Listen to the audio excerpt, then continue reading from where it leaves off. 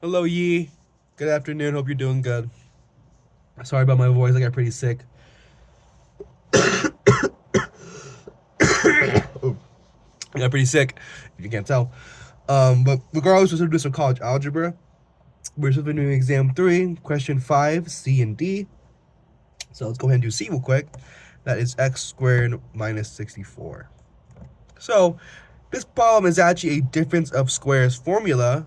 Difference of squares looks like this. So if it is x squared minus y squared in this case, it would actually equal x minus y, minus y, and x plus y. So that's important to know, as 64 is a perfect square, as it would essentially translate to 8 squared. So the way we can see this is if 64 is 8 times 8, our equation would end up looking as x minus 8 and then x plus 8. Pretty simple to do that problem. And that's your answer. Pretty straightforward. Yes, it's very important to know the difference of squares formula as well as the difference of cube formula, but we'll get into that on some later problems. Alrighty, that's C, pretty straightforward, but D is a little bit more involved. So let's go ahead and look at that one. So D is 3x cubed y minus 12x squared y squared minus 36xy cubed. It's a pretty big problem, right? And we can know it's a trinomial. So boom, uno, dos, tres, trinomial. So looking at this problem, before we do any AC method or anything else, we can actually factor out some stuff out of this equation. So why don't we factor out 3xy? Or 3xy. So why 3xy? Because you can only take out so much, right? So I can take out an x here, right? But if I take out x squared, it can't really work because there's only one x here, right? I'm going to take out one y because I can't take out any more than one y out of this one. You guys see what I mean?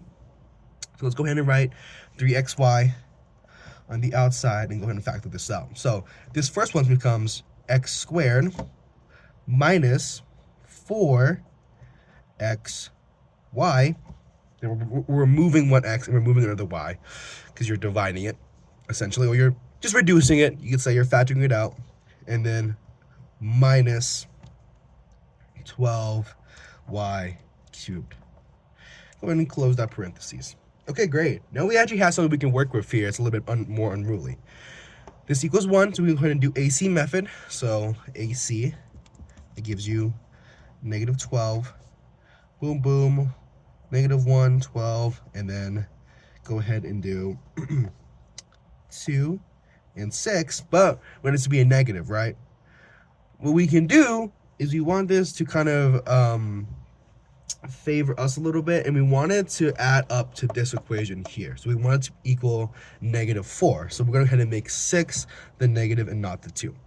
It's really interchangeable. If making 2 negative would serve you better in this case, do that, obviously, but we're just following what we need to do for this problem. So we're going to keep the 3xy on the outside. We're going to add our x squared. We're going to go ahead and slot positive 2xy right here. 2xy because you want it to add up to this. That's very important. Minus 6xy minus 12y squared. Go ahead and close that parentheses for the time being. And then we can go ahead and factor by grouping in this polynomial. So let's go ahead and underline this guy and underline this guy. So we're factoring both of these binomials separately. So let's go ahead and keep the 3xy on the outside, as that's important to keep track of. And we're going to go ahead and factor this first one out. Let's start the parentheses, and we're going to be factoring out x, as it's the only thing we can factor out of that equation nicely. So let's do x. Add another parentheses. It's going to be x plus 2y. Close that one. I'm going to go ahead and factor this one, and we're going to factor it out by negative 6y. Go ahead and add that parentheses, so this becomes positive x plus 2y.